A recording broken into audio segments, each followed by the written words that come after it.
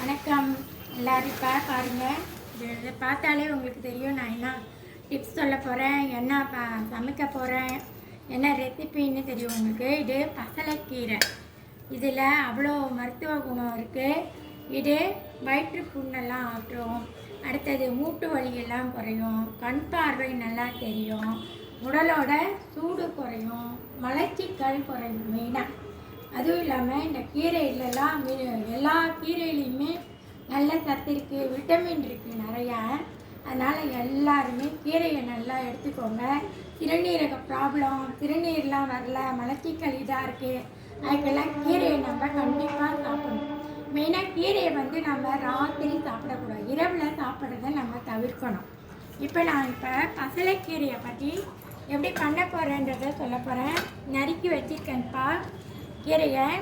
அதில் மஞ்சள் பொடி போட்டிருக்கேன், உப்பு போட்டிருக்கேன். சில பேர் வெங்காயம் கூட போட்டு டேஸ்டியாக பண்ணுவாங்க, சில பேர் வெங்காயம் விரும்ப மாட்டாங்க. உங்களுக்கு எப்படியோ அந்த மாதிரி பண்ணிக்கோங்க. அடுத்ததாக பைத்தம்பருப்பு கூட போடுவேன். பைத்தம்பருப்பு போட்டால் தான் கொஞ்சம் டேஸ்ட்டாக இருக்கும். பைத்தம்பருப்பு போட்டு முதல்ல வேக வச்சுட்டு அப்புறம் கீரையை நல்லா கடையணும்.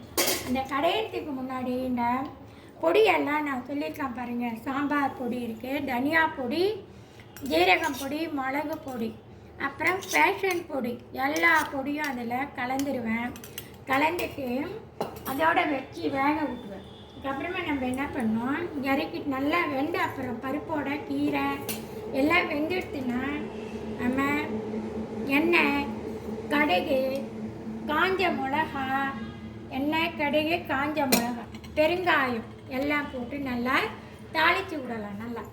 அதுக்கப்புறமா என்ன பண்ணுவோம், கீரையில் சில பேர் தேங்காய் சேர்ப்போம். தேங்காய் சேர்த்தோம்னா தேங்காய் நல்லா அரைச்சி இந்த கீரையை இறக்கின உடனே வெந்த உடனேயே அதில் கொட்டி என்ன பண்ணோம், இந்த கீரையை அரைச்சிங்க பாருங்கள் தேங்காவை, அதை போட்டு ஒரு கலரி ரொம்ப கொதிக்க விடக்கூடாது. எப்பயுமே தேங்காய் பால் தேங்காயெலாம் சேர்த்தா ரொம்ப எதுலேயுமே கொதி வரக்கூடாது. சாம்பார்லாம் சேர்ப்போம், அரைச்சி போட்டு சாம்பார் பண்ணுவோம், பச்சைக்குழம்பு பண்ணுவோம், காரக்குழம்பு எல்லாம் தேங்காய் சேர்க்கும்போது ரொம்ப கொதிக்க விடாதீங்க, அதனோட சத்தே போயிடும்.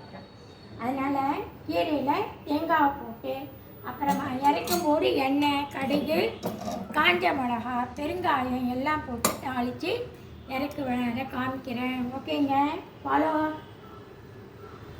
குக்கரில் ரெடி பண்ணிட்டேன், எல்லாத்தையுமே போட்டிருக்கேன். கீரை, வெங்காயம், மஞ்சள் பொடி, எல்லாம் சாம்பார் பொடி, தனியா, மிளகு பொடி, ஜீரகம் பொடி, தனியா பொடி, பருப்பு போட்டிருக்கேன், பைத்தம்பருப்பு. இப்போ இதில் ஜலம் விடுவேன். ஜலம் விட்டு வேக வச்சு இதில் மூடி வச்சிடுவேன். அதுக்கப்புறம் உங்களுக்கு காமிக்கிறேன் எப்படி என்னது.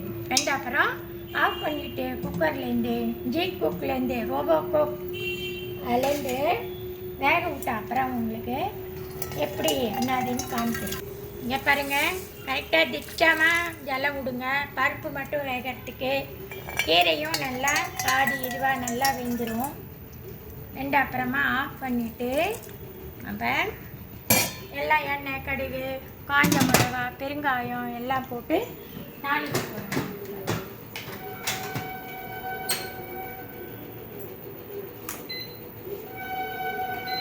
வெளியில் எடுத்துட்டேன். நல்லா வெந்து போட்டு பருப்பு, இந்த உப்பு அதோட சேர்ந்து நீங்களே இந்த மாதிரி கொலகலன்னு பண்ணுங்க. எண்ணெய், கடுகு, இந்த காஞ்ச மிளகா எல்லாம் போட்டு தாளிச்சிருக்கேன். எண்ணெய், கடுகு, உளுத்தம் பருப்பு, காஞ்ச மிளகா, அப்புறம் பெருங்காயத்தூள் எல்லாம் போட்டு தாளித்து இந்த இதில் பசலைக்கீரையோடு சேர்த்து போடணும்.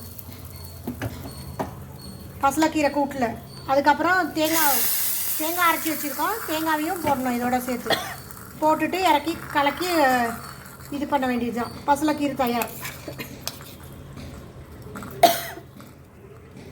தேங்காயெல்லாம் போட்டு எல்லாம் அரைச்சி விட்டா நல்லா மீனை தேங்காய் பாலும் போட்டு பிழிஞ்சிக்கோங்க, இல்லை பொலப்பழம்லாம் அரைச்சி போட்டுக்கோங்க. கெட்டி மாவு வரும், உங்களுக்கு கெட்டி மாவு வேணும்னா தேங்காய் போட்டுக்கோங்க. இல்லை அரிசி மாவும் கொஞ்சம் கிறிஸ்பியாக வரணும் அப்படின்னா கொஞ்சம் அரிசி மாவு மேலே தூவிக்கலாம். இந்த பசலைக்கீரை ரொம்ப உடம்புக்கு நல்லது, முடியெல்லாம் நல்லா வளரும். எல்லா கீரையுமே சாப்பிட்டிங்கன்னா முடி நல்லா, தலைமுடி நல்லா வளரும். கீரையில் மெயினாக நிறைய சத்து இருக்குது. நீங்கள் அதை ஃபாலோ பண்ணுங்கள். எல்லாம் நீங்களும் இந்த மாதிரி பண்ணி பார்த்துட்டு எனக்கு ஃபீட்பேக் சொல்லுங்கள். நன்றி, வணக்கம்.